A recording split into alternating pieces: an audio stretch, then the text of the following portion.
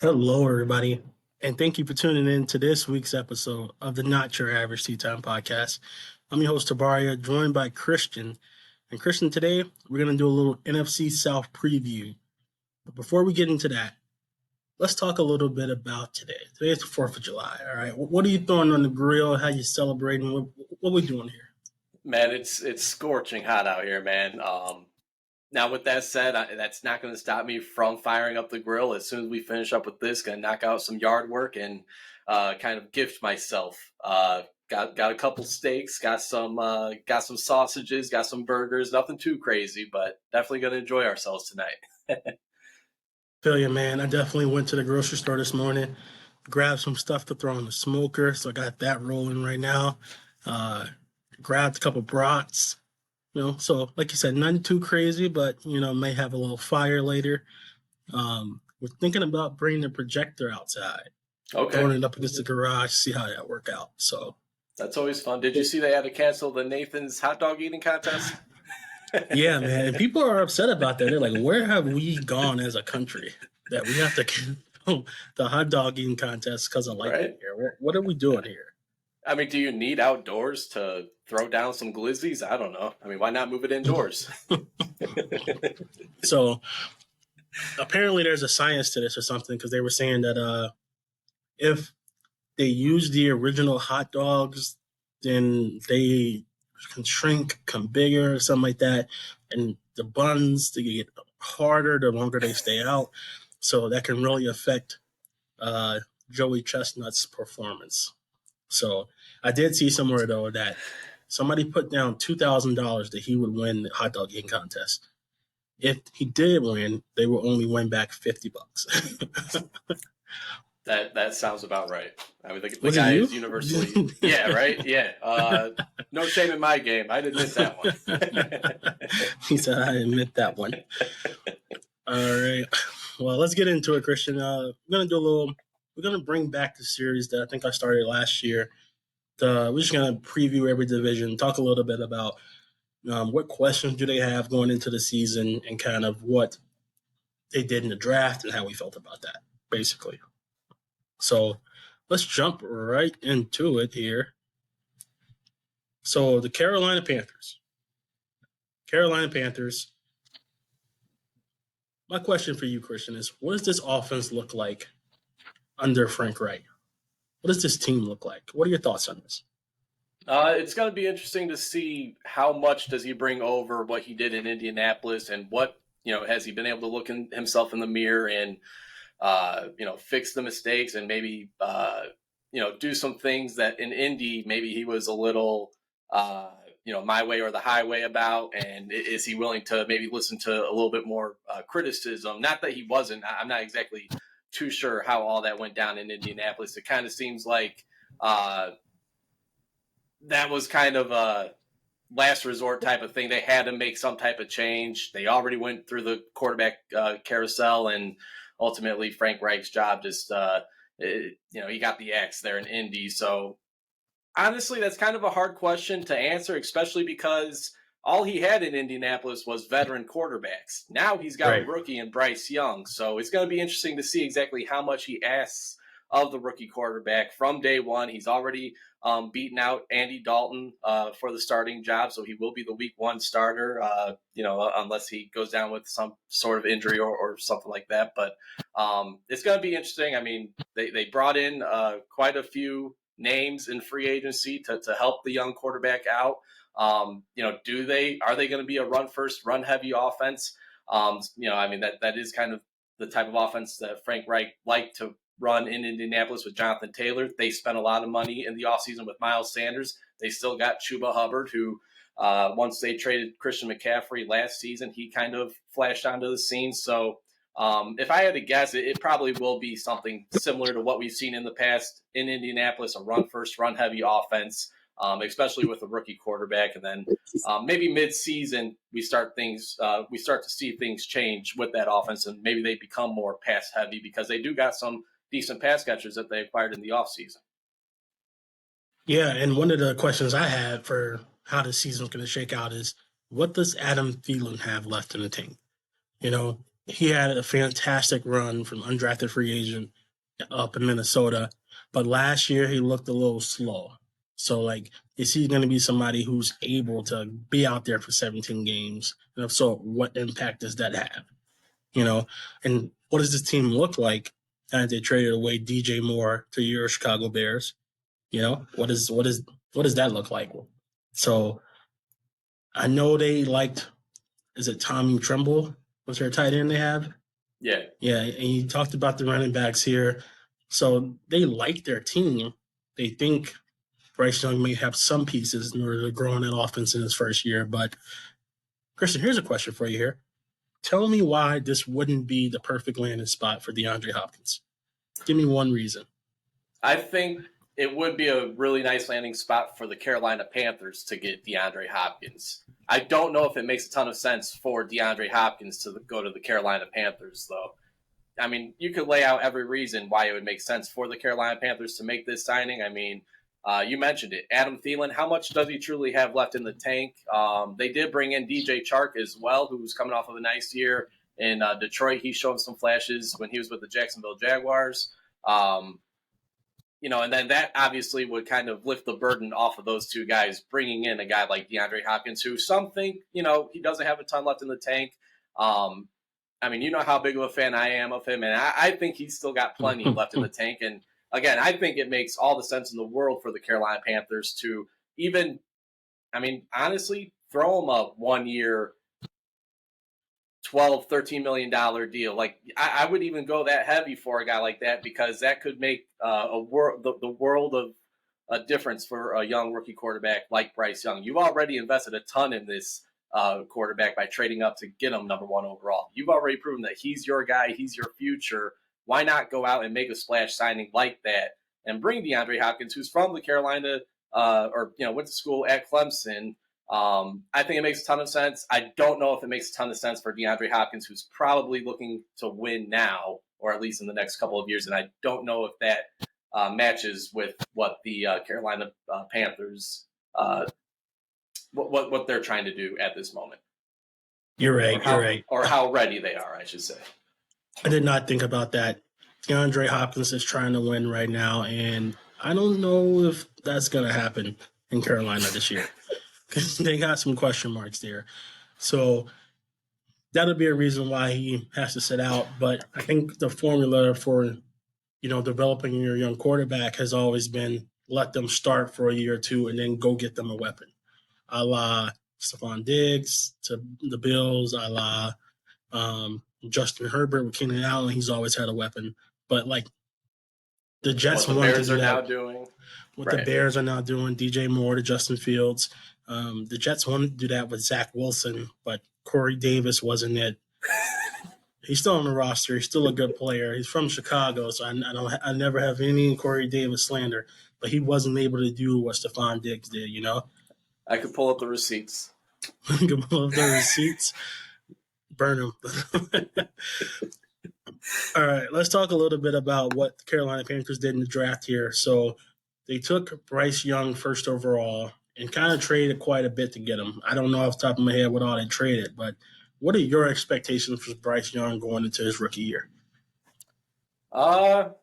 It's hard to say. I mean, just don't flop out. You can kind of see, just play average ball. I think that's all you can ask for a rookie quarterback to play, is just be average at least. I mean, if you're better than that, then great, but don't shit down your pants. I think Kenny Pickett kind of last season, I think he did all right. I mean, he was the one and only first-round quarterback of last year's class, and ultimately he did beat out a veteran quarterback in Mitch Trubisky for that job. And the Pittsburgh Steelers offense certainly ran a lot better under Pickett than it did Trubisky. So, I mean, if you can at least keep the veteran quarterback behind you, in this case it would be Andy Dalton, who, as we know, we've already seen the best of Andy Dalton. He probably is a career backup from this point on. Was a decent starter in Cincinnati, was never special though. So, as long as you see some promise and you see some flashes, every game would be nice, but sometimes that's not the case. I could remember Justin Fields' rookie year, and there was some games where or even just last year, week 4 against the Houston Texans, week 3 or week 4 against the Houston Texans. Somehow, some way, the Bears won that game, but it was probably the worst game I've seen Justin Fields play in his career, and that's year 2. So, I mean, it's going to take some time. Again, what they gave up to move from 9-1 to draft Bryce Young, this isn't going to be all sorted out and figured out after 1 year. It's going to take some time, and again, I mean, as long as he's not getting killed out there, getting hit. I mean, again, he is a smaller quarterback. I know a lot of people had some pause for caution in leading up to the draft because of that. As long as he can stay healthy, get him every rep that he can get, and it should only do him wonders for year 2. Yeah, I'm hesitant to say that he's going to have a great year. I think okay, here's a question for you. Is his rookie year more closely look like Zach Wilson's or Trevor Lawrence's? Because Trevor Lawrence didn't have a great rookie year. It was good, Right. but like Zach Wilson's was terrible, I think. So like on that spectrum, where does he fall? Somewhere in the middle, closer to Zach or closer to Trevor Lawrence? With Frank Reich being there in Carolina, with the veterans that they added, Adam Thielen, DJ Chark, I'm still holding on hope for Laviska Shenault. I think it's going to be closer to that Trevor Lawrence season, because now Trevor Lawrence, you can make an argument that last year was his rookie season because year 1 was just a circus show with Urban Meyer running things. But just with the pieces around him, I have a hard time thinking it's going to look more like Zach Wilson's rookie season than Trevor Lawrence's. That's fair.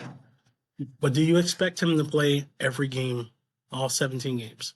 Like, do you think he's protected enough that he doesn't miss any games toward injury? Because you said it like perfectly that was a concern from a lot of draft people. But the Carolina Panthers said that what he does on the field is special enough that we think we'll be able to protect him. He'll play smart football, and he can thrive in Carolina. If I had to go one way or the other, I think he does stay healthy. I think he plays smart. He does stay healthy. I mean, yeah, he was small in stature and whatnot. We are talking about a quarterback, though, that did play in the SEC. I understand he played for the second best team in the SEC behind Georgia, obviously, at Alabama. But and I don't think he really – I know he missed some time due to injury, but I don't think he missed like a great deal of time throughout his career at Alabama. So, again, and you're talking about, probably one of, if not the second best offensive line in the SEC. So, I mean, I know there's a lot of variables that play into that, but I think if he was able to stay healthy for the most part in the SEC, and I know it's a bigger jump, it's a higher jump. I don't think the small stature size is going to affect him, though, in the NFL if he was able to survive the SEC.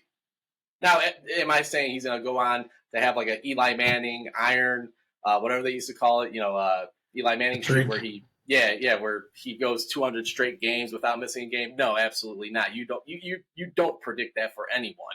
Obviously, he'll miss some time at some point. Whether that's his rookie year or not, it's hard to say. But if I had to go one way or the other, I'll say he will play smart and he will stay healthy. Will he be banged up? Sure, but if I had to go one way or the other, I think he stays relatively healthy this season. I hope so. I think he'll probably have, and I think it could be a detriment to him that he might have to just say, you know what, my ankle hurt, but give me that Tortazole, whatever it is, shot, that pain relief shot, so that I can get out there, because I want to beat the stigma that I'll always be hurt and that I'll miss games and stuff like that. Maybe he'll do that. Maybe he won't. We'll just have to see. I do want to talk about one last thing. It's their draft. So they had a decent draft, but I really, really liked the Jonathan Mingo pick, wide receiver from Ole Miss. As you know, I've been an Ole Miss fan my entire life. So I got to watch a lot of Jonathan Mingo, and let me tell you, I was really impressed by him. He's not DK Metcalf, but he's not Elijah Moore, who both went to Ole Miss. So he's like somewhere in the middle. But the Carolina Panthers think that this guy can do everything they ask of him at that X position. So watch out for Jonathan Mingo, rookie wide receiver. You might put up 600, 700 yards and 4 touchdowns. That's just my prediction. I was really excited a couple years ago when they took Terrace Marshall, the wide receiver out of LSU, in the second round. Obviously, he's kind of been a flop up to this point. Mingo, he was a second round pick, right? Yeah. So similar to Marshall, a lot of people thought that, hey, they might be able to sneak in the late first round. Instead, they get these guys in the second round. So hopefully Mingo's career plays out better, at least the start, than Terrace Marshall's. I think we're all hoping for that, but we're just going to have to see how it all plays out. All right, with that, let's move on to the New Orleans Saints. Christian, how do you feel about them bringing in Derek Carr? You think he was the missing piece? You think he's going to have an average year? Because, they finally have a real quarterback in there and not Taysom Hill. So, I'm sure this is why you wanted to kick things off with the NFC South, just to poke at Taysom Hill. You know it. But no, I mean, Derek Carr, it's obviously an upgrade. I don't know if he's really going to be the missing piece. I could see the New Orleans Saints being very similar to how the Oakland or the Las Vegas Raiders were when Derek Carr was there. A 9-10 win team, maybe at best. Now, they do got a lot of talent there, though. They do have a lot of talent there. It starts off, obviously, with Alvin Kamara in the backfield.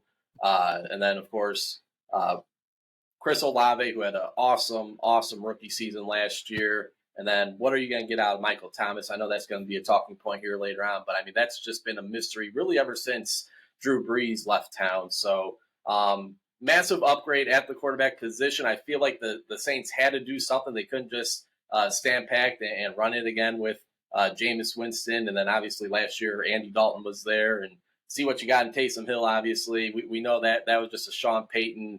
Not really sure what he was thinking with that pick or with that signing. I'll give it to you.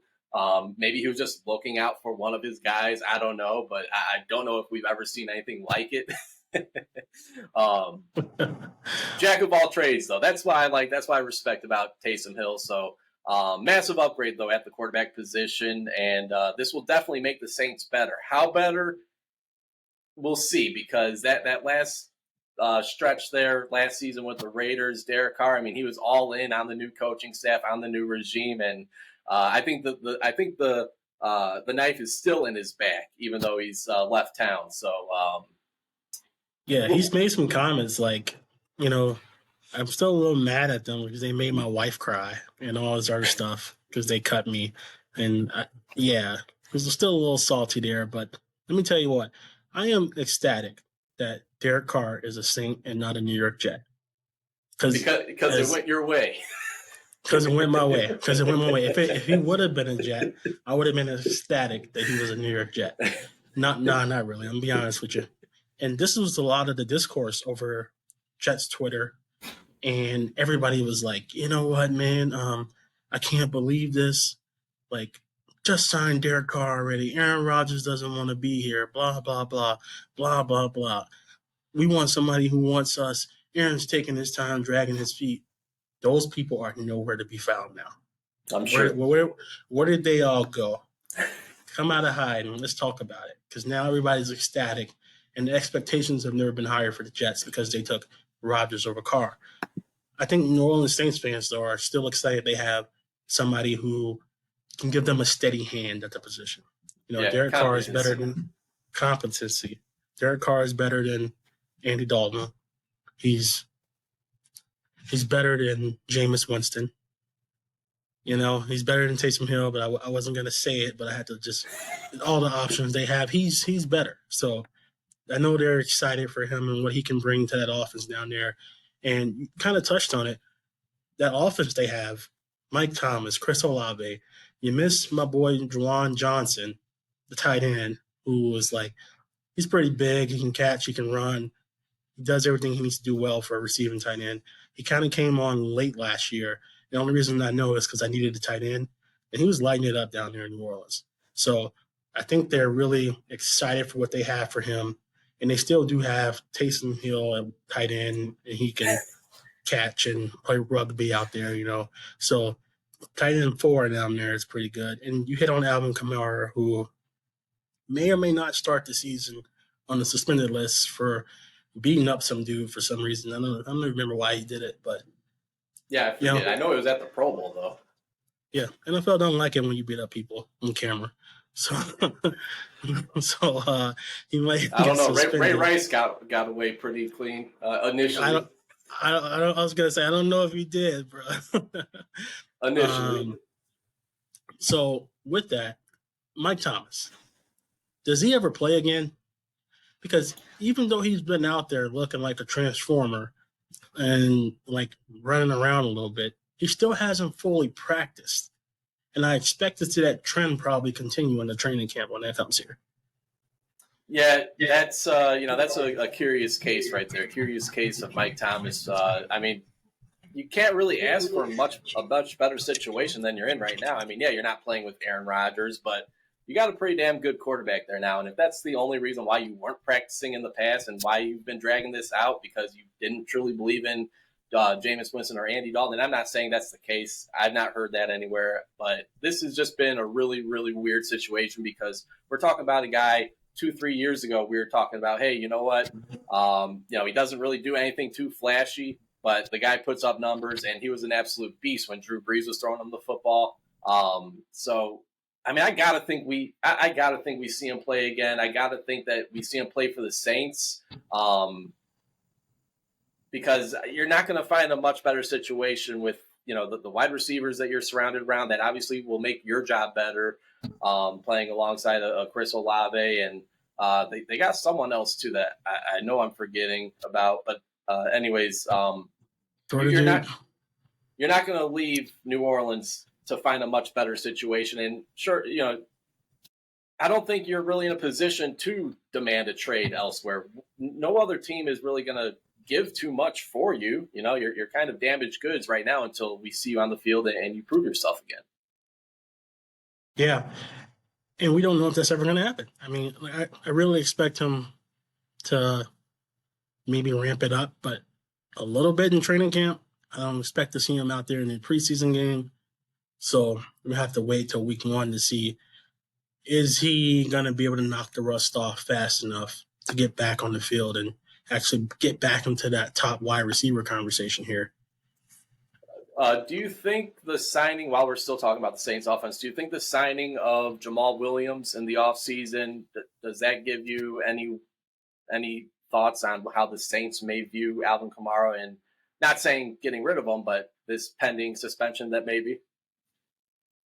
It doesn't, because I think in Green Bay or Detroit last year, he was in Detroit, Jamal Williams was most commonly used as a goal line back.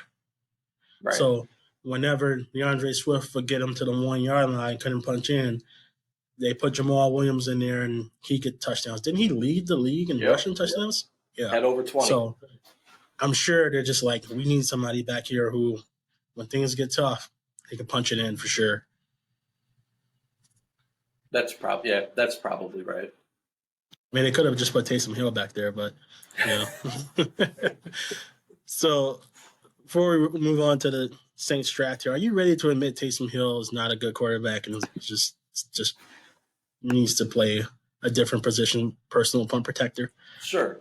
I'm willing to admit that he's not a very good quarterback, but in terms of I'll even say this: he ain't a quarterback. But in terms of non-quarterbacks in the league, he might have the best potential playing quarterback, if that makes any sense. I would rather have Christian McCaffrey as my quarterback than Taysom Hill. You might lose that game then. You're not wrong. I'm sure the 49ers are also in that same position. All right, so looking at the draft here, they picked 29th in the first round here. They took Brian Brzee, defensive tackle from Clemson. Now, this was a guy who they thought could go earlier, like a top 15 pick. Like, I had a lot of people say that the Jets could probably grab him here. But he dealt with some tough personal situations in college, and he had a bunch of different injuries here. So that last rough year kind of dropped his stock a little bit, and he ended up falling to the Saints at 29. How do you think he can?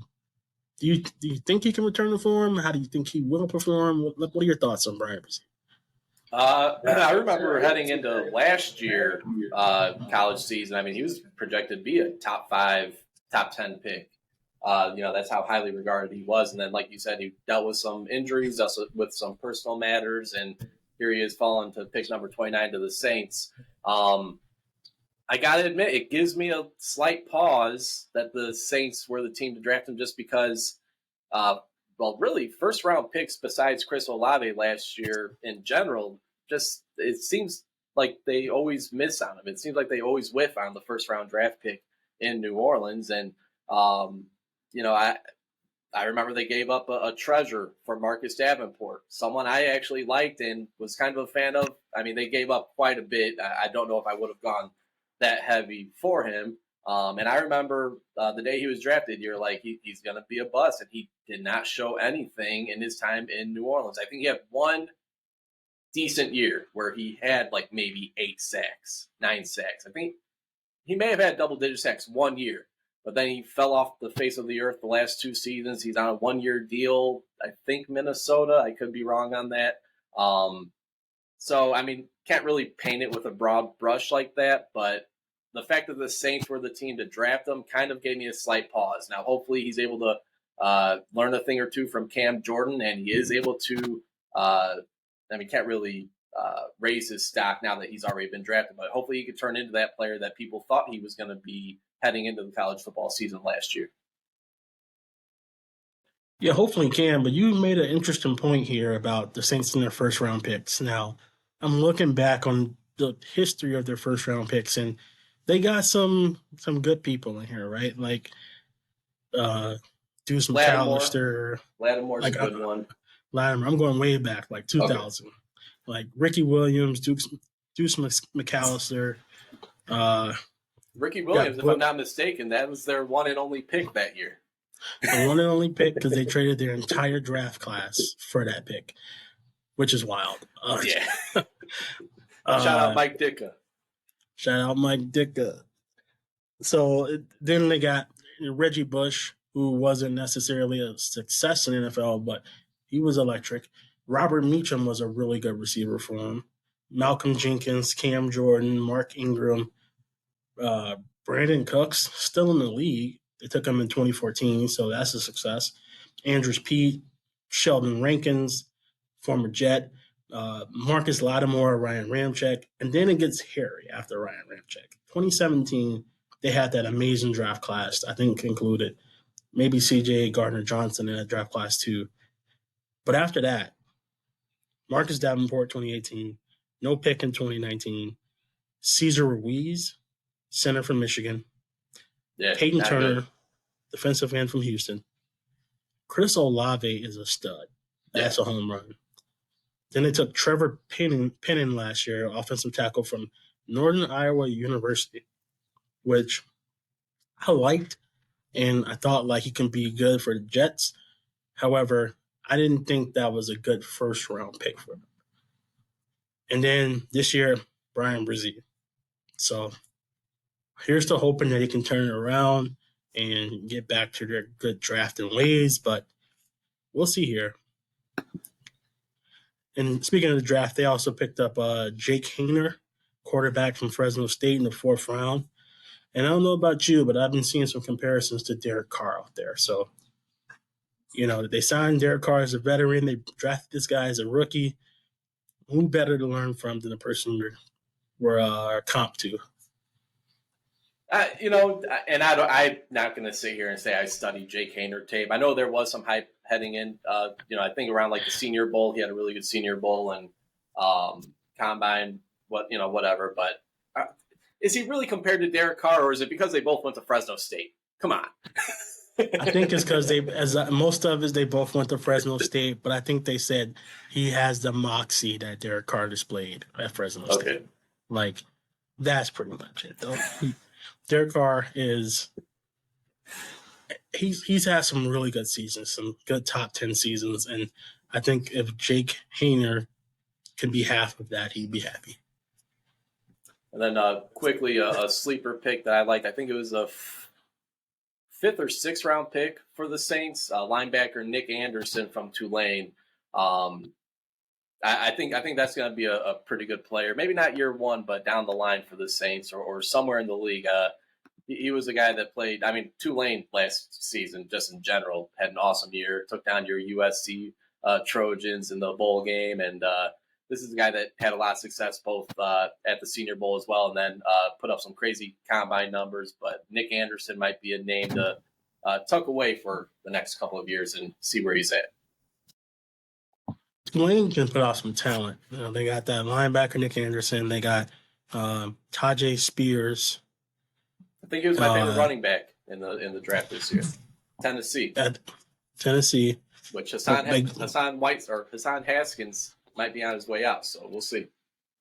That man is definitely out. I don't know how he stays employed by the Tennessee Titans, but Tajay Spears was pretty good. I think he fell a little bit. My bad. Legit from Tulane? Yeah. Did not know that. There's something new every day. And there's some hype around their quarterback this year. They say he's a sleeper, but he can actually play. So good job, Tulane. Keep it up.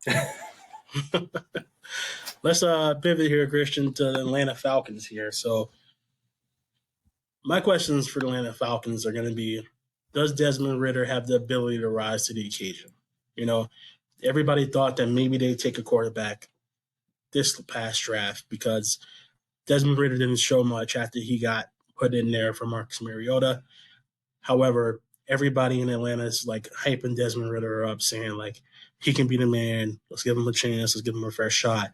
And with everything they added in the draft, I think he might actually get a chance to show something. But it really will all just depends on what Arthur Smith wants to do with that offense. Because, as you know, they got Cordell Patterson running back. They have the one named Tyler Algier, the rookie last year, who ran for 1,000 yards. And they have Kyle Pitts. So is Arthur Smith finally going to unleash Kyle Pitts and let him be a dominant top one tight end in the league here? Or is he going to let him be another glorified offensive tackle? It really just, the way their offense decides to run, are they going to unleash Desmond Ridder and let him cook, or are they going to continue with the run game? Because you know who they took in the first round.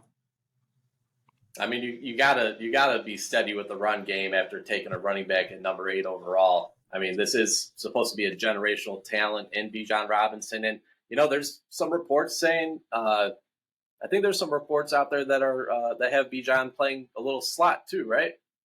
Yeah. Did I see that somewhere? Yeah, they got him lined up pretty much everywhere, trying to maximize his ability. But do that with Kyle Pitts. That's all I'm saying.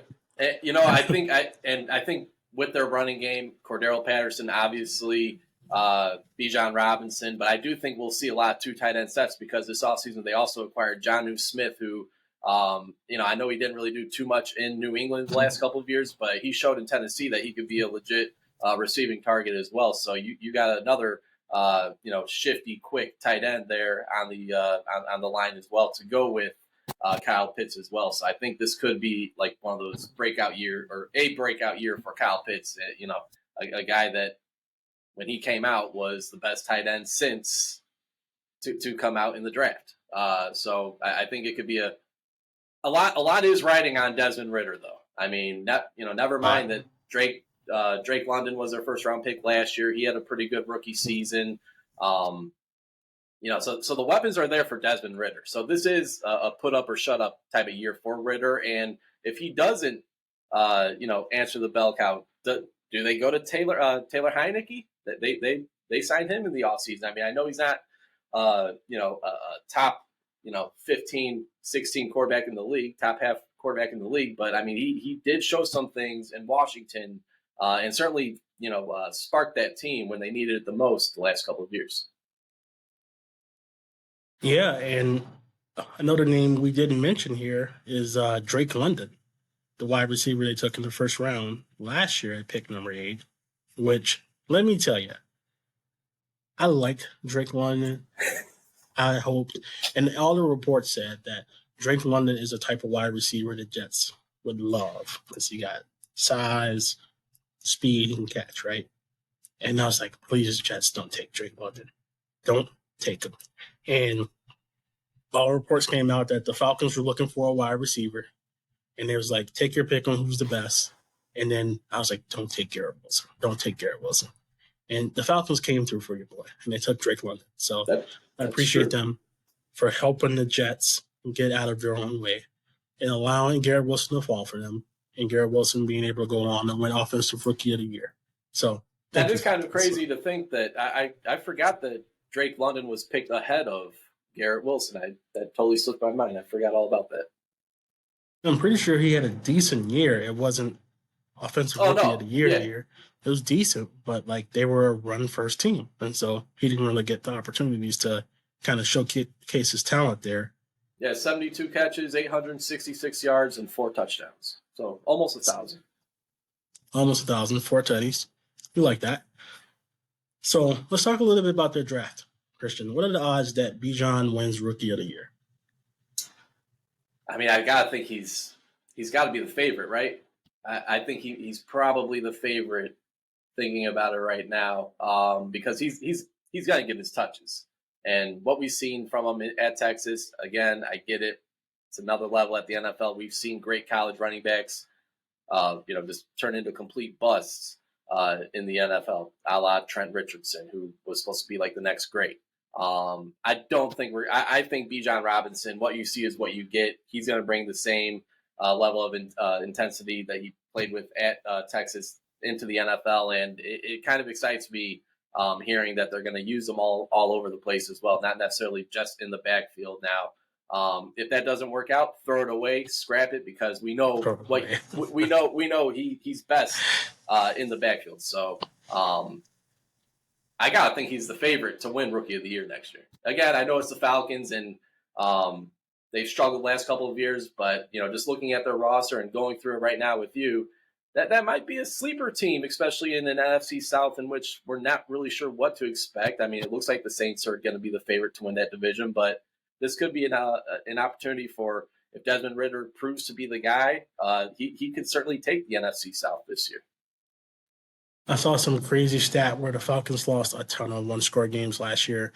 So they were competitive. They were in it. They just didn't get the results from it. And Desmond Ridder has to take the next step, but they definitely got the talent around him. And you kind of just jogged my memory here, and it kind of had like a bad flashback. Them putting Bijan in the slot kind of reminds me of what Jacksonville tried to do with my man's Travis Etienne. Yep. And I was like, that did not work. Like, no, that did not work. That's not what he's good at. And when you put him in the backfield, he lit it up. So, right. Atlanta, learn from Jacksonville's mistakes, okay? Do not do this. And or if you do it, realize it's a mistake when you see it and throw it away. and just throw it away. Start over. But Christian, I think the Falcons might have had the best draft in the NFC South, in my opinion. So they took Bijan in the first, and some people knocked them because they took a running back in the first. But I think we saw with the Jets last year that taking a really good running back can definitely boost your team. The Jets took Brees Hall in the second round, but he was the best player the Jets had up until he tore his ACL. Right. They also took Matthew Bergeron, and he was a sleeper offensive tackle who had some really good production for Syracuse. There was some initial talks about him sneaking into the first round. That obviously didn't happen. And then they took defensive end Zach Harrison, who was a solid defensive end at Ohio State. But I think he had some crazy expectations following up behind Joey Bosa and Nick Bosa. And people thought maybe he was going to take that next step, and it just never happened for him. And then finally, they took Clark Phillips, cornerback out of Utah. Phillips has crazy ball skills. He's an interception machine, but I think he's just undersized. He's probably like 5'9", 170 or something like that. So there's like he can't really play outside. He still has to put on a little weight, but you get him in the slot. He might be able to do some damage for him. Utah's been churning out some defensive backs the last few years as well. I mean, Jalen Johnson of the Bears is first to come to mind, and then That same draft class, the Rams drafted someone in the second round. So, just Utah in general, that football team. I think they got a quarterback this year that's supposed to be, tops in the draft. So, just in general, the Utes have been churning out talent all over the place. I'm glad Dalton Kincaid got drafted because he lit USC up twice last year. Best player on the field, unblockable, really good talent, but he was always hurt. So last year when he was finally healthy, he did what a healthy good tight end can do. And that's tore up my USC chosen and kind of just like said, y'all want to get in the playoffs? Not so fast. Yeah, he's in a great spot there in Buffalo too. Right. And so, Christian, last team at the NFC South here, Tampa Bay Buccaneers. Saving the best for last. Saving the best for last here. And so, this is a team that I'm going to actually get a lot more information on as summer rolls on here because Tampa Bay Buccaneers have joint practices with the New York Jets. And storyline behind that is Baker Mayfield just signed there.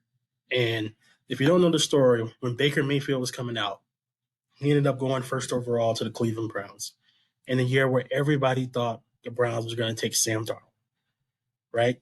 Jets love Sam Darnold. It's like, man, we wish we had an opportunity to get you, but we know you're going number one.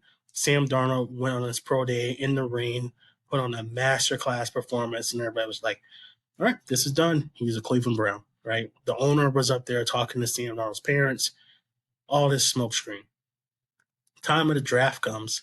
The Jets are like, Sam Darnold's going one. We know the Giants are taking Saquon 2, and we have pick 3. Baker Mayfield it is. Now, me leading up to the draft, like, I really want a quarterback. All right, I really need a quarterback. Baker Mayfield, I watched every Oklahoma game that year. I loved his attitude. I love his moxie. He was accurate with the football. And I was like, this is what the Jets need. So Sam Darnold, I was like, yeah, that'd be great. Got him. Yeah, obviously not going to be there. Not going to get my hopes up, right? Baker Mayfield, you're a New York Jet. Cleveland Browns say, not so fast, they're a hot shot.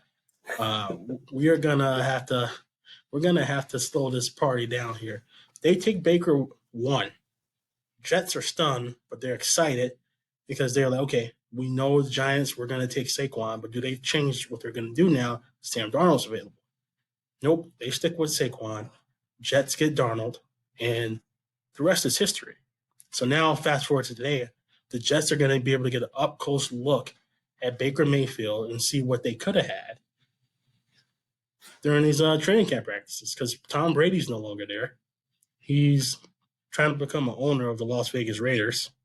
And so what does this team look like post Brady when it's just Baker Mayfield, And that's how it seems. It seems like it is just Baker Mayfield. Kyle Trask, what are you doing, dude? What are you doing? The former second-round pick out of Florida.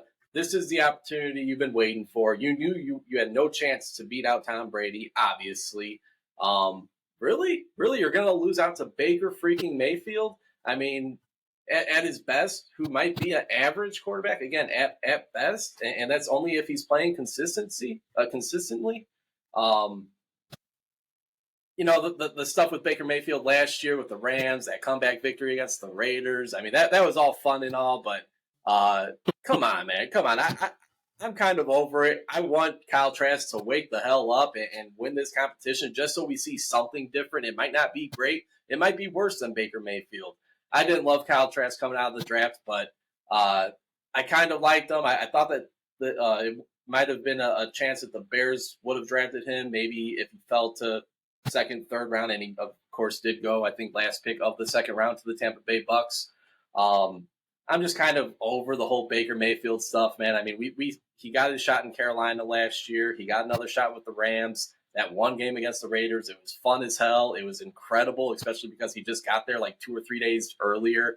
So, nothing really against Baker Mayfield, but I'd rather see Kyle Trask wake up, rise to the occasion, and let's see what he's got. But like you said, at this point in time, July 4th, 2023, it does seem that way, that it's Baker Mayfield And right now, it doesn't seem like it's much of a competition. No competition at all. Baker's going to be the starting quarterback, but you just hit on something from me. Baker's been on 4 teams already. Started with Cleveland, and then they shipped him off because that whole messy situation was sad, for lack of better words. It was sad because he had a really good year the year before, got hurt, and he should have just sat out and took the surgery, but he didn't. And he went out there and just had one of the worst seasons. And then he's like, get him out of here. When really, he was like, I'll go in hurt and I'll carry the team or try my best to carry the team. And it just didn't work out for him. So that happened. Then he went to Carolina, I think, and then the Rams for that one game. He said it. And now he's in Tampa for a 1-year contract. And I'm expecting that team to be bad here. Like, they still got Mike Evans, and we'll see if he can have another 1,000-yard season. They still got Chris Godwin. I don't know who they have at tight end. Running back situation has currently changed. Fournette is no longer there. They drafted a tight end that I actually like quite a bit. Again, with this situation and the quarterback's throwing him the ball, I don't know. But Payne Durham from Purdue is there, and I think it's really just I don't know. I think that's another position where it's not really going to be much of a battle. I mean, I know they had 2 guys kind of rotating last year. Keith, I don't know if that really does anything for you though, but Payne Durham, tight end, could nice prospect from Purdue. I'll say that.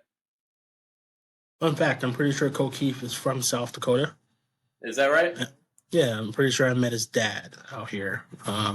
Another fun fact, before we move on to the draft portion of this,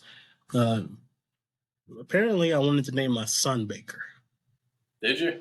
I don't remember. I do not recall this, but that's what the streets are saying. So, Baker James Ruffin.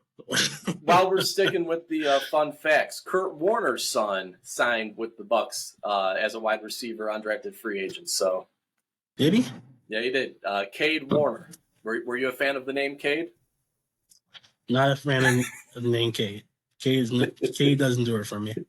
All right. Speaks undrafted free agents, drafts. Let's look a little bit about what they did in the draft here. So they got Kalijah Cansey, who was in consideration, I think, for the Jets in that 13 to 15 range. Defensive tackle from Pittsburgh. He measures the same as Aaron Donald, moves the same as Aaron Donald. Or there's only one Aaron Donald. But we really get to see all the hype around him. I know the Tampa Bay Bucks wanted 2 players. One was Kalijah, one was another player. I think the first player they had went off the board, and it was like, well, this is easy. We love Kalijah, bring him in. So I'm looking to see how he performs this summer. Does he look like an unstoppable force in the middle? Does he show signs he can be an Aaron Donald? We'll see with that. And then they also grabbed Cody Mauch, the guard from North Dakota State. This dude's story is kind of wild. I don't know if very wild. I'm gonna try to tell it. Let me know if I mess something up here. But came into NDSU maybe weighing 160, 170. Very quickly put on a lot of weight. Lost his 2 front teeth and became a guard. I don't know how he lost his teeth. But Hockey. Lost his teeth playing hockey. Became a guard, and now he's just a lovable 300-pound fucking 300-pound grizzly bear. Came in 4 or 5 years ago, 160 pounds. Now he's almost double that. Yeah. Guy's transformation to be an offensive guard was crazy. And, the Bucs really like him. I think they took him in the 2nd round here. So they're trying to do something to shore up the offensive line for their quarterbacks and give their offensive weapons a chance to succeed. But Cody Mauch, good luck down there. Got to put on probably even more weight in order to block the likes of Aaron Donalds in the world or Jeffrey Simmons and stuff like that. If you go to his profile on the North Dakota State website, it has a picture from each year that he was there. And it's probably one of the best things I've ever seen. I mean, you look at his freshman and sophomore year, you think there's no way in hell this guy that you see, junior, senior year, how is that the same person? I mean, it's amazing. But, really like those 2 picks from the Tampa Bay Buccaneers. The Aaron Donald comparisons with Kalijah Cansey again. Is that like the Derek Carr and the quarterback that they drafted there? Is it the same situation because they went to the same school? I don't know, but I will say Kalijah Cansey, it's crazy to think that he's more deserving of that comparison, I think, than uh, the rookie quarterback in New Orleans is of Derek Carr, which I mean, Jay Kaner. Jay Kaner, which could be looked at as an awful insult, An awful thing. an awful insult by just saying that Kalijah Cansey's more closer to a Hall of Fame player than Jay Kaner is to Derek Carr. But anyways, really like what the Bucs did with those first 2 picks, and we'll see. We'll see. I mean, I think they could be trending towards a top 5 pick this year. I think they could be pretty bad, but they do have some weapons, obviously starting off with, of course, as you mentioned, Mike Evans and Chris Godwin. I mean, those guys aren't going anywhere. At least it doesn't seem. So Baker, let's see what you got, man. The opportunity's here for you to prove yourself. Baker, no pressure, but get her done. All right.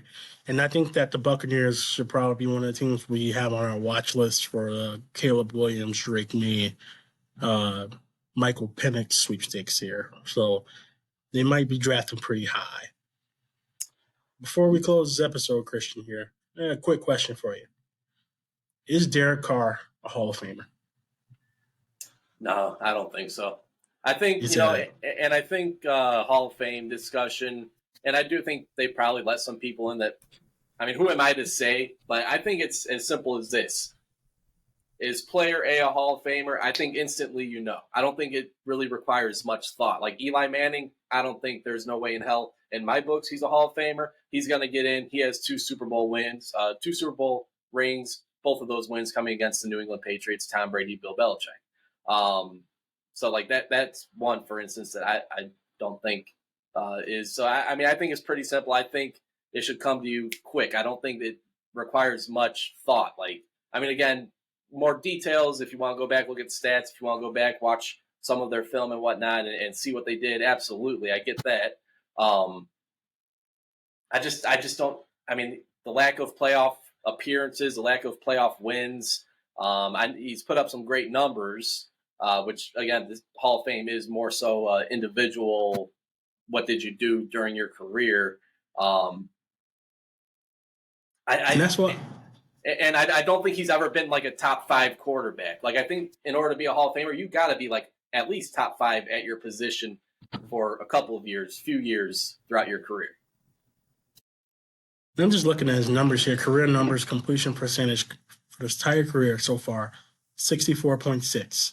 Threw for 35,000 yards, 217 touchdowns, 99 interceptions for a rate of 91.8. He has some pretty good years here, like never more than 15 interceptions in the season, no less than 19 touchdowns in the season. So, but you're right. The fact that he never won the Super Bowl is a big knock against him. And especially I remember talking, quarterback. Especially for a quarterback. Now, I remember talking to one of my good friends here who's a diehard Raiders fan, and he was like, he would rather have Derek Carr than Aaron Rodgers. And I looked at him and said, I made the same face. I was like, you sure about that? And he was just like, Derek Carr. Maybe long term. Maybe long term, sure. But in a position where the Jets are in right now, but I'll continue to not cut you off, so proceed. That's all good. So he was just like, yeah, Derek Carr is, you know what you get with him? Steady, leader, blah, blah, blah. Never has all the stats I just mentioned, right? But I was like, I hear you, but hear me out. Derek Carr can't even get in the club. Like, he doesn't even make the playoffs. And when he does, he shits the bed. Aaron Rodgers has been there, won it only once, but the numbers he's had when he got his team to the playoff have still been pretty good. Even in those playoff losses, Aaron Rodgers has showed up. But he only had a top 5 defense once, and that was the year they won it all. So I was just like, because the guy was like, oh, Derek Carr's defense is trash. I'm like, Aaron Rodgers' defense is trash too, but he still gets to the playoffs. Derek Carr does not. So I don't know. And the last Told couple him of as years, the Packers defense was expected to do well. They were expected to be top 10 defenses. They've, spent a lot of draft capital in that area, and it hasn't really worked out that way. Again, especially the last couple of years where, at least for me, I had some pretty high expectations for that defense, which scared the hell out of me as a Bears fan because, giving Aaron Rodgers at least top 10, top 15 defense, that could be pretty dangerous. Now, turns out didn't work out that way, and I'm sure that is one of the many reasons why he decided to move on to New York or New Jersey. New York. Don't do this. All right. Well, Christian, thank you for joining us today. Thank you all for listening to this episode of Not Travis Tea Time Podcast. Next week, we're going to jump over to the AFC South, talk a little bit about Trevor Lawrence, Derrick Henry, Anthony Houston Richardson, Texans, come on now. Anthony The Richardson, legend, Gardner Minshew. Anthony Richardson, C.J. Stroud, Derek Stingley Jr. So AFC Might have South. an update on Hassan Haskins at that point. Might have an update. Is he still in jail? I have no idea. No, actually, he's not. He's not. He got out. I just didn't know if he got out or not. So we'll cover that next week. But thank you all for tuning in to this week's episode. Yeah, first time we did a video one here, so we'll see how this works out. And if it works out well, we might keep doing it. We'll see. But talk to you guys next week.